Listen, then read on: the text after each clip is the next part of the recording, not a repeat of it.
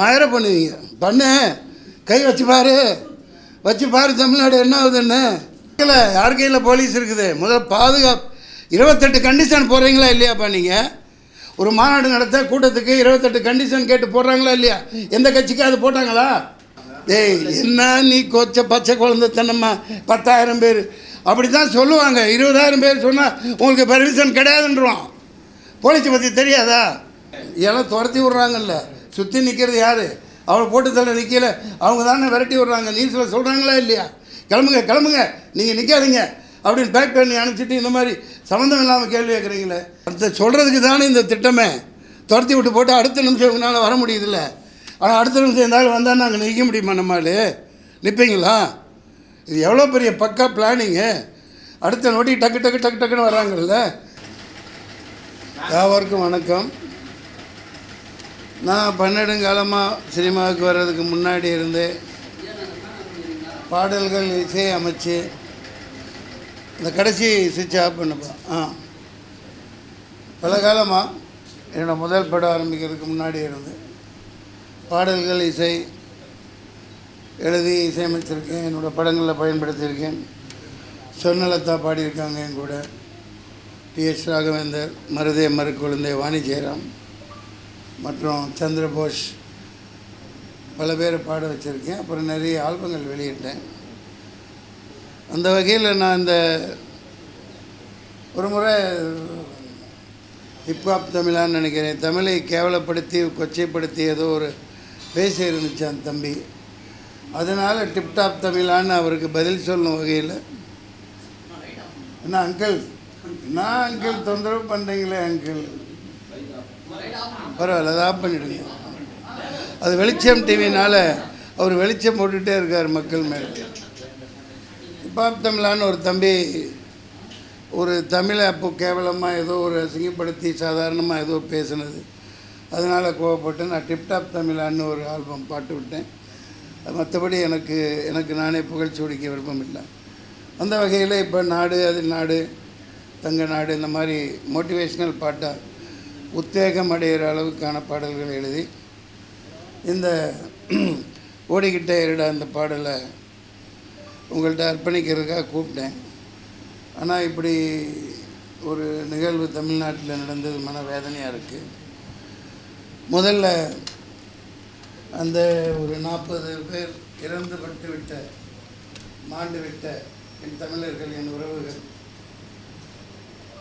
விஜய் அவர்கள் இறந்து தம்பிகள், தங்கைகள், குழந்தைகள், பெண்கள், அவரை காணணும்னு போன அப்பாவி மக்கள், இந்த பாலாய் போன சீக்கு பிடித்த மோசமான கரைபடைந்த அரசியல்வாதிகளின் சரித்திரத்தால் மரணிக்க செய்யப்பட்டிருக்கிறார்கள். இந்த 40 இதயங்களுக்கு நாம் 2 நிமிடம் இதய அஞ்சலி செலுத்துவோம்.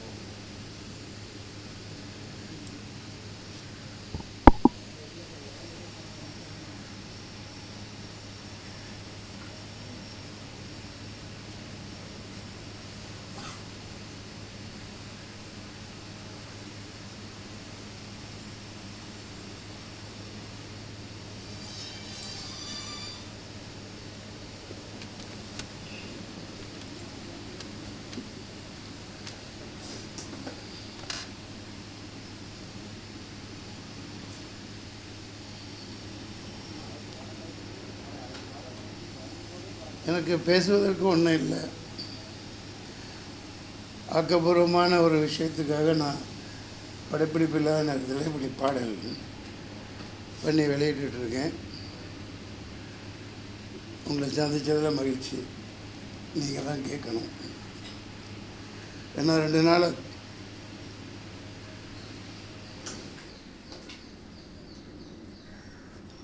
தூக்கம் இல்லை. எப்படி தூங்க முடியும்ப்பா? சொந்த ஊர் கரூர், பள்ளப்பட்டி. நான் வளர்ந்த ஊர். என் வீடு இன்னமும் பள்ளப்பட்டியில் தான் இருக்குது. அந்த பகுதி மக்கள் இவ்வளோ பெரிய பாவம். அந்த சாகையில் அந்த மரணிக்கையில் அவங்க எவ்வளோ வேதனையில் அனுபவிச்சிருப்பாங்க. கத்தியில் குத்திருக்காங்க, அடிச்சிருக்காங்க, கீழே தள்ளியிருக்காங்க, பள்ளம் வெட்டப்பட்டு உள்ளே தள்ளி விடப்பட்டு இருக்காங்க, மிதிப்பட்டு எவ்வளோ துடித்து செத்துருப்பாங்கங்கிறத யோசிச்சு பாருங்கள். நம்ம நாட்டில் இப்படியெல்லாம் நடக்குதுங்கையில் எனக்கு ரொம்ப அவமானமாக இருக்குது. வேறு எனக்கு ஒன்றும் சொல்கிறதுக்கு இல்லை. நீங்கள் ஏதாவது கேள்விகள் இருந்தால் கேளுங்க. சார், இந்த கரூர் சம்பவத்தில் வந்து 41 பேர் பலியாக இருக்காங்க. 41 பேர் ஆகிட்டாங்களா? இதை வந்து நிறைய பேர் அரசியல் ஆக்குறாங்கன்னு சொல்கிறாங்க. இதை எப்படி சார்? என்ன வெங்காயம் அரசியலாக்குறது? உண்மை தானே. ஒரு விஜய் தம்பி நான் வாழ்த்தினேன் வெற்றி விழாவில், லியோ வெற்றி விழாவில். The only one alternative. நாளைய தமிழகத்தின் நாளைய தீர்ப்புன்னு சொன்னேன். முதல் படத்திலிருந்து நான் 10 படம் நடிச்சிருக்கேன் அவர் கூட. அவரோட வளர்ச்சி பிடிக்காமல் அவரை எதுக்கணுன்னா, நீ கொள்கை ரீதியாக எதிர் கூட்டம் போட்டு அவருக்கு பதில் சொல்லு, பேச தெரியலன்னு சொல்கிறியா சொல்லு. உன்னை மாதிரி கொட்டை போட்டு தின்னு பழம் தின்னு கொட்டை போட்டு தொடர்ந்து இந்த நாட்டை நாசமாக்கிக்கிட்டு இருக்கிற உங்களை எதிர்த்து ஒரு ஆள் வர்றான் பேசுகிறான் அப்படின்னா, உங்களுக்கு பிடிக்கலைன்னா கொள்கை ரீதியாக எதிருங்க. 4 கூட்டங்கள் மேல் நடந்திருக்கு, நானும் பார்த்துக்கிட்டு தான் இருக்கோம். 4 லட்சம் 5 லட்சம் இப்படி மக்கள் கூடுறாங்க. அப்படி கூடையில் போன வாரம் கூட சொல்லியிருக்கார். அதில் தான் பார்க்குறேன் காணொலியில். நாங்கள் என்ன கேட்குறோம், உங்கள்கிட்ட ஒரு பெரிய இடமா கொடுங்க, மக்கள் நின்று சந்தோஷமாக பார்த்துட்டு கேட்டுட்டு போகட்டும். வேறு ஒன்றும் கேட்கலையே உங்கள்கிட்ட. அது ஒரு காரணத்தோடு நீங்கள் செய்ய மாட்டேங்கிறீங்கன்னு இந்த நிகழ்ச்சி முன்கூட்டியே சொல்லியிருக்குது அந்த தம்பி. உண்மையா இல்லையா? அப்புறம் அரசியல் ஆக்குறாங்க அப்படின்னா என்ன? கேவலமான கேடுகட்ட அயோக்கியத்தனமான அரசியல் தானே. சொந்த மக்களை அப்படி காவு கொடுக்கலாமா? சொந்த மக்களை சொந்த ஊர்க்காரங்களை காவு கொடுத்துட்டு நல்ல வேஷம் போட்டுட்ருக்காங்க. இதுக்கு ஒன்றும் இதுக்கு மேலே என்ன சொல்கிறதுன்னு தெரியல.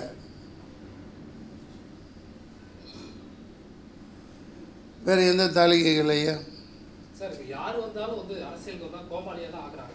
அதுக்கு எக்ஸாம்பிள் விஜயகாந்த், சீமான், ரஜினி வந்தாரு போயிட்டாரு, கமல் வந்து அந்த பக்கம் போயிட்டாரு. யாரு தான் அரசியலுக்கு வரணும்? அதை நீங்கள் தான் சொல்லணும். மக்கள் இப்போ சொல்லுவாங்க, 6 மாதத்தில் சொல்லுவாங்க யார் வரணுங்கிறத மக்கள் தீர்மானிப்பாங்க. நீங்கள் சொல்கிறது உண்மை தான். சில பேர்கள் சொன்னீங்க, அவங்க கோமாளித்தனமாக நடந்துக்கிட்டாங்க, நம்மளை கோமாளி ஆக்கிட்டாங்க. சில பேர் முடியாமல் கோமாளியாக இருப்பதே நல்லதுன்னு ஒதுங்கிட்டாங்க. பல ஜாம்பவான்களை விலை கொடுத்து வாங்கிட்டாங்க. ஒரு மிகப்பெரிய திமிங்கலமாக முதலையாக அடக்க ஆள் இல்லைன்ற மாதிரி போய்கிட்டு இருக்காங்க. இது ரொம்ப நாளைக்கு இந்த பருப்பு வேகாது. 6 மாதத்தில் மக்கள் இதுக்கான தீர்ப்பு தருவாங்க. அது அந்த பாடல்களில் தான் சொல்லியிருக்கேன்.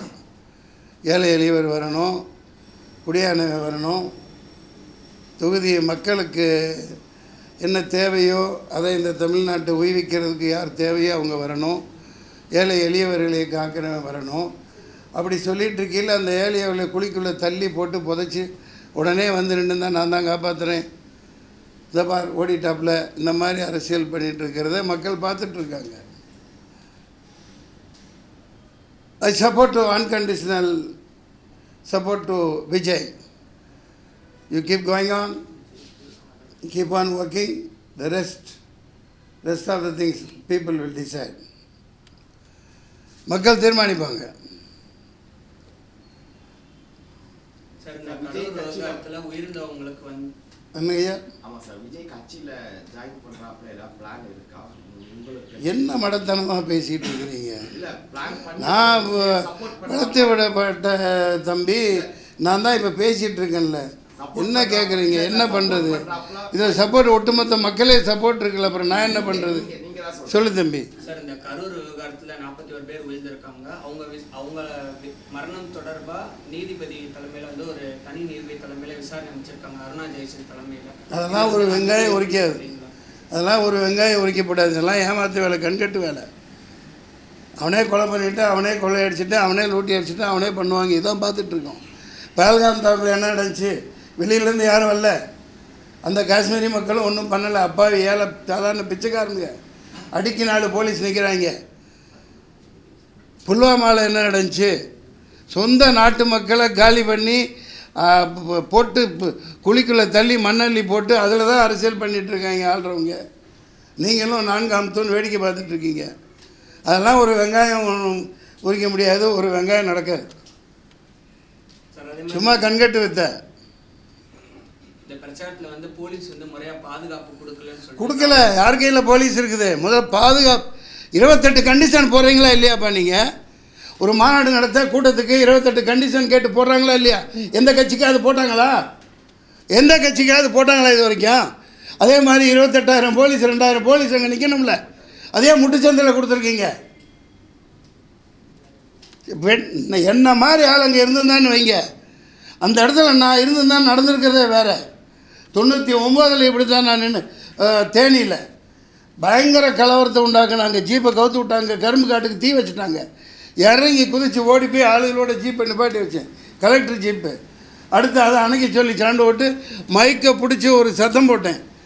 நடக்கிறது வேறு. அன்னைக்கு போலீஸ் எங்கேருந்து வந்தானு என்னன்னு தெரியல, கட்டுக்குள்ளே கொண்டாந்தாங்க. கொஞ்சம் தவறி இருந்தால் அந்த விஜயத்தை ஆணையம் போட்டு குழிக்குள்ளே தள்ளி மூடி சமாப்தம் ஜனகனை பாடியிருப்பாங்க. இது அரசியலா? கேவலமாக இல்லை? அயோக்கியத்தன அரசியல் பண்ணிகிட்டு இருக்காங்க, ஏமாற்றிட்டு இருக்கீங்க. அனுமதி கேட்கும் போது 10,000 பேர் சொல்லியிருக்காங்க. டேய், என்ன நீ பச்சை குழந்தைத்தனமா 10,000 பேர் அப்படி தான் சொல்லுவாங்க. 20,000 பேர் சொன்னால் உங்களுக்கு பெர்மிஷன் கிடையாதுன்றான். போலீஸை பற்றி தெரியாதா? போலீஸ்காரங்க நல்லவங்க. அவங்க என்ன செய்வாங்க? மேலே என்ன ஆர்டரோ என்ன உத்தரவோ அதுபடி அவங்க நடந்துக்குவாங்க. அவ்வளோதான் அவங்களால முடியும். அனுமதி கேட்கல 10,000 பேர் வருவாங்கன்னு அப்படி தான் கொடுக்கணும். அவங்க அப்படி தான் நடைமுறை. 10 பேர் அந்த கூட்டத்துக்கெல்லாம் வரமாட்டாங்க. எல்லாம் பிரியாணி போட்டோன்னா சாராயம் 100 ரூபா 200 ரூபா காசு இதை கூப்பிட்டு கூட்டம் போடுவான்.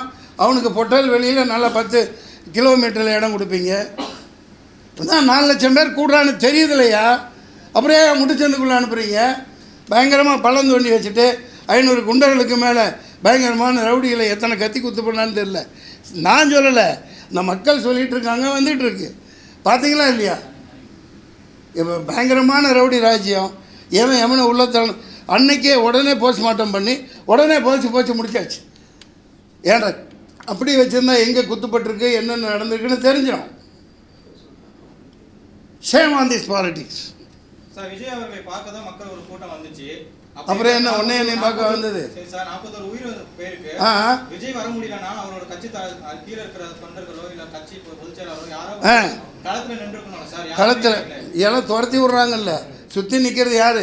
அவளை போட்டு தள்ள நிற்கல, அவங்க தானே விரட்டி விட்றாங்க. நியூஸில் சொல்கிறாங்களா இல்லையா? கிளம்புங்க நீங்கள் நிற்காதீங்க அப்படின்னு பேக் பண்ணி அனுப்பிச்சிட்டு இந்த மாதிரி சம்மந்தம் இல்லாமல் கேள்வி கேட்குறீங்களே. அவங்க புதிய கட்சி, என்ன மாதிரி ஆள் இருந்திருந்தால் அதுக்கு பருப்பு எடுக்க சரியான ஆளை இறக்கியிருப்பாங்க. அந்த மாதிரி ரவுடிகள் உங்கள்கிட்ட இல்லை. அங்கேருந்து என்ன அடி வாங்க சொல்கிறீங்களா? மக்களை தீர்த்து கட்டிட்டாங்க. அவர் இப்போ ஒரு பாதுகாப்பு வளையத்தில் இருக்காப்லையா இல்லையா? அவரையும் நோக்கி தானே இது நடந்திருக்குது. புதுசாக ஒருத்தர் பாருலாம், சரி வரட்டும் பாரு, நாங்கள் பெரும் பழம்புரிங்க தானே நின்று சமாளி. இந்த மாதிரி சொந்த மக்களை ஏன் கொள்கிற?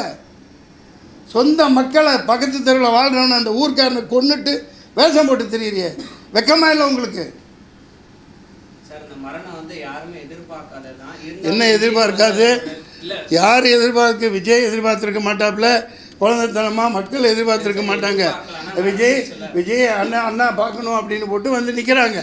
ஆனால் இது எதிர்பார்த்து திட்டமிட்டு சதி தீட்டப்பட்டு எல்லாம் வாட்ஸ்அப்பில் வருது. சாயந்தரம் சம்பவம் நடக்கும்னு போட்டிருக்காங்களே. குழந்தைத்தனமாக கேட்டுட்டு இருக்கீங்க. தண்ணியோட மாதிரி சதியாவே இருந்தாலும் விஜய்க்கு ரெஸ்பான்சிபிள் இருக்குல்ல, நம்மளை பார்க்க வந்திருக்காங்க. அவங்க ஒரு வார்த்தை மீடியா கேட்குறாங்க, ஏன் பதில் சொல்லல? நீ வந்து ஏன் பதில் சொல்லியா? சொல்லாமல் சொல்லி ஏப்பா நீ அந்த அப்படியா நீ தெரிவிக்கிறியா? சாதாரண 1-2 உயிரா 40 பேர் அவர் மேலே நிற்கிறார். அந்த இடத்துல நீ நின்றுப்பார், அப்போ தான் தெரியும் தம்பி அவ்வளோ உயரத்தில். ஏன்னா இவங்க இந்த மாதிரி கொடூரமான கும்பல்னு அவங்களுக்கு தெரிஞ்சுதான் அப்படி ஒரு வண்டியை வச்சு பாதுகாப்பில் போலீஸோடு நிற்கிது.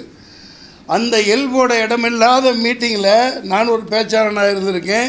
மேலே கீழே என்ன நடந்தால் ஒன்றுமே தெரியாது. கீழே என்ன நடந்தாலும் ஒன்றும் தெரியாது.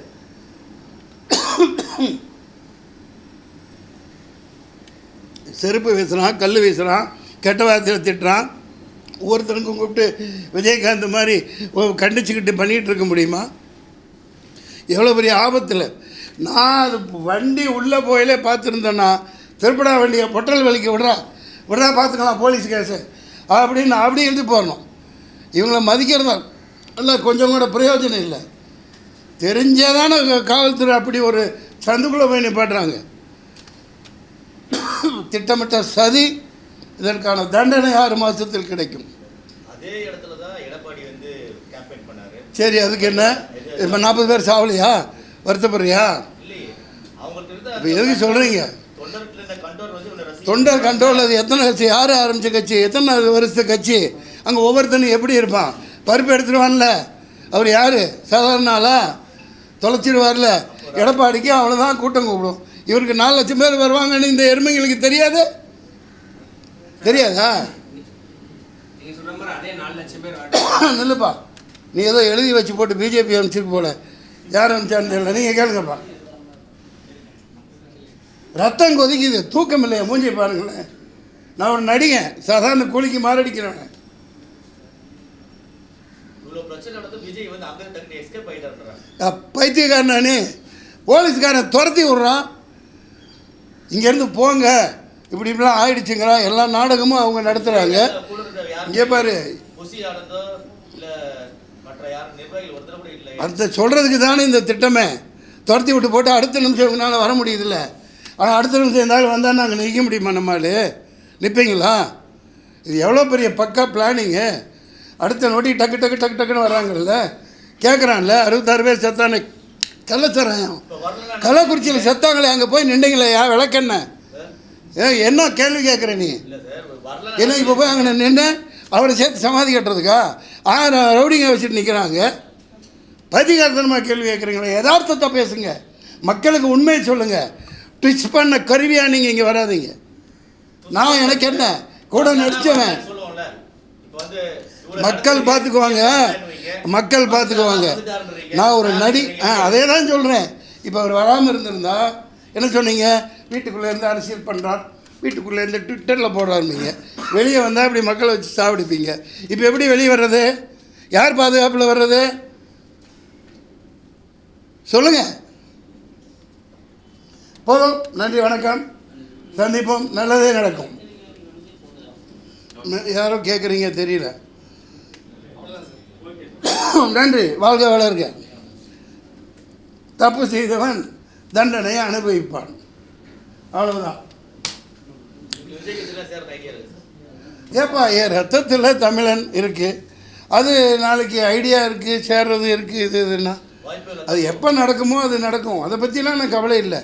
உணர்வு பூர்வமாக ஒருத்தனுக்கு இப்படி தமிழ் இனத்தை கொண்டு ஒரு சொந்த மக்களை சாகடித்து அரசியல் பண்ணுறான். அதை கண்டிக்கிறது என் தலையாய கடமை.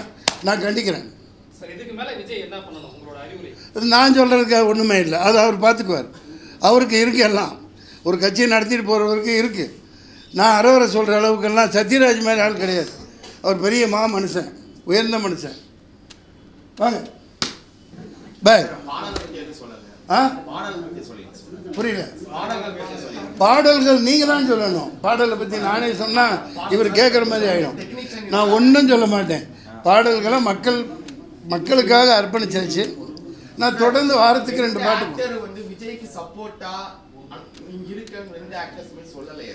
அது நீங்கள் நினச்சிட்டு இருந்தா இது பெரிய ஜாம்பவான்களையே எல்லாத்தையும் தின்னுட்டு முதல்ல உட்காந்துருக்குது. அது எவ்வளோ நாளைக்கு இருக்கும்? எவ்வளோ நாளைக்கு உங்கள் ராஜ்யம் நடக்கும்? பார்த்துக்கிறேன். எத்தனையோ கொடுமைகளை தாங்கிட்டு நிற்கிறேன். நான் என் படம் சரக்கு எடுத்து 4 வருஷம் 4.5 கோடிக்கு மேலே போச்சு. வெளியிட முடியல. பல சிக்கல்கள். இன்னும் ஓடிடியில் வெளியிட முடியல. வித்தும் கூட. என் சொந்த அண்ணன் பையன், அண்ணன் மருமகன், பள்ளப்பட்டியில் சவுக்கத்தலி சொந்த அண்ணன். அவரோட மருமகன் ஜமாலோட அண்ணன் தான் சாதிக் பாட்சா. எப்படி கொலை பண்ணாங்க என்னங்கிறத வைக்கவே சொல்லியிருக்கார். எனக்கு தொடர்பு இல்லை, யாரு கூட தொடர்பில் இல்லை. என் தொடர்பு இல்லாததுனால ஊற்றி மூடி சாவடிச்சு பண்ணிட்டாங்க. எத்தனையோ இப்படி அரசியல் படுகொலைகளை நிறுத்தியிருக்காங்க. ஆனால் சொந்த மக்களை ஒருத்தர் வர்றாரு, அவரை எதுக்க முடியாமல் இப்படி ஒரு பாலிடிக்ஸ் பண்ணுறது நீசத்தனமான, ஈனத்தனமான, கேவலமான செயல். அது இறைவன் பதில் கொடுப்பான். 6 மாதத்தில் வந்து அதுக்குரிய நடவடிக்கை நடக்கும். மயிர பண்ணுவீங்க. பண்ணு, கை வச்சு பாரு தமிழ்நாடு என்ன ஆகுதுன்னு. பண்ணுறவனை விட்டு போட்டு விஜயை கைது பண்ணிக்கலாம். போங்கப்பா, பொழப்பு கட்டணும். சொரக்காய்க்கு உப்பு இல்லைன்ட்டு. பண்ணு கை வை. நெக்ஸ்ட் பாய் போதும் போதும்.